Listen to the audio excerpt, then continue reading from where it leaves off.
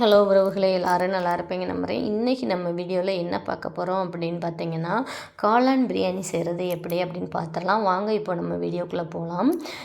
இந்த டம்ளர் தான் எனக்கு மெஷர்மெண்ட் டம்ளரு. இதில் ஒரு டம்ளர் எடுத்து அரை மணி நேரம் நான் வந்து சீரக சம்பா அரிசி தான் எடுத்து ஊற வச்சுருக்கேன். இந்த அரிசி வந்து நல்லா ஊறட்டும் அரை மணி நேரம்.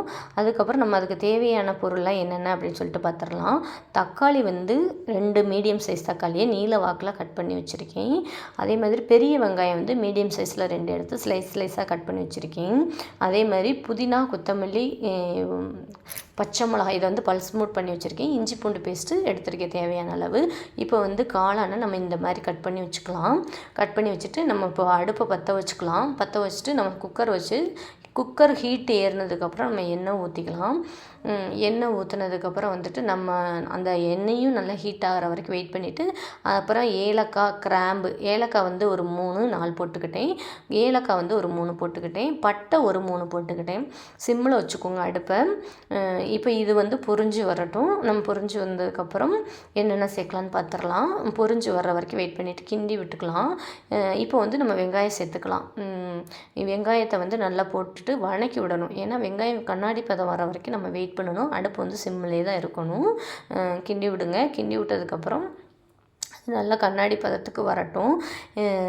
இப்படியெல்லாம் நம்ம வந்து பக்குவமாக செஞ்சால் தான் காளான் பிரியாணியாக இருந்தாலும் சரி, எந்த பிரியாணியாக இருந்தாலும் சரி நல்லாயிருக்கும். இப்போ வந்து நான் அந்த பல்ஸ் மூட் பண்ணி வச்சுருக்கேன் இல்லைங்களா, கொத்தமல்லி, புதினா, பச்சை மிளகாய் இதை வந்து சேர்த்துறணும்.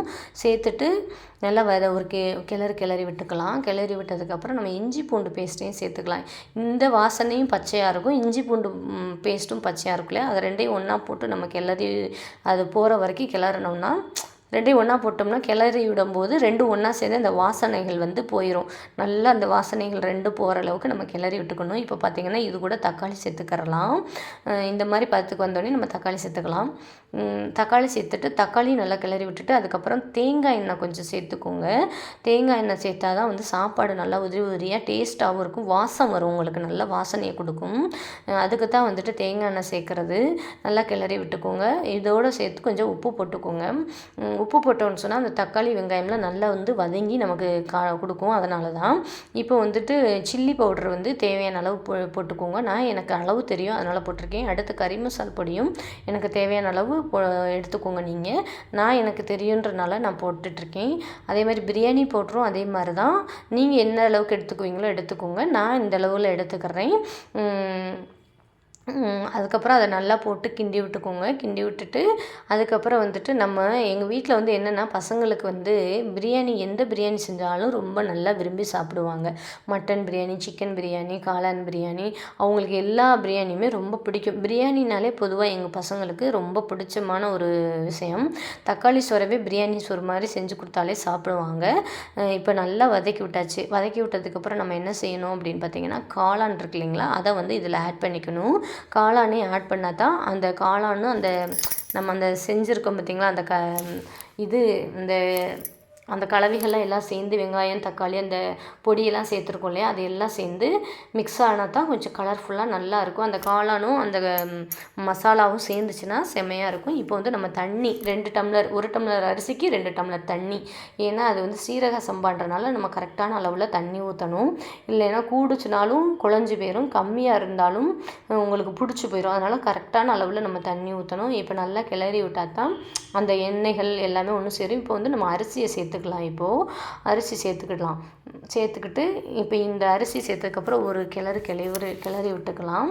கிளறினதுக்கப்புறம் நம்ம வந்துட்டு கொஞ்சம் நெய் சேர்த்துக்கலாம். இப்போ இதில் நெய் சேர்த்தோம்னு சொன்னால் கொஞ்சம் நல்லாயிருக்கும், வாசனையாகவும் இருக்கும். நான் வந்து நெய் சேர்த்துக்கிட்டேன். தேவையான அளவு சேர்த்துக்கோங்க. நான் தேவையான அளவு சேர்த்துருக்கேன்.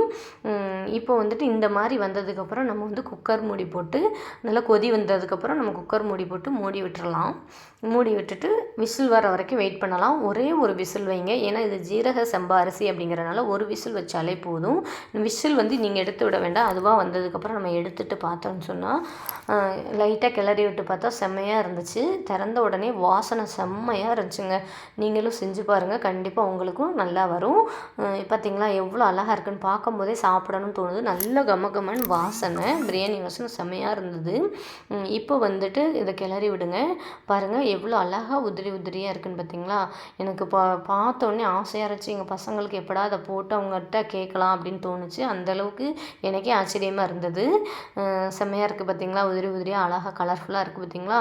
இப்போ வந்து நம்ம சேவ் பண்ணிக்கலாம். இந்த வீடியோ எல்லோருக்கும் பிடிக்கும்னு நினைக்கிறேன். பிடிச்சிருந்தால் லைக் பண்ணுங்கள், ஷேர் பண்ணுங்கள், கமெண்ட் பண்ணுங்கள். மறக்காமல் நம்ம சேனலை சப்ஸ்கிரைப் பண்ணிக்கோங்க. இது மாதிரி நீங்களும் செஞ்சு பாருங்கள். செஞ்சு பார்த்துட்டு எப்படி இருக்குன்னு சொல்லிட்டு கமெண்ட் பாக்ஸில் கமெண்ட் பண்ணுங்கள். இது மாதிரி அடுத்தடுத்த வீடியோவில் உங்களுக்கு நான் கொடுக்குறேன். ஓகே, தேங்க்யூ ஃபார் வாட்சிங் நண்பர்களே.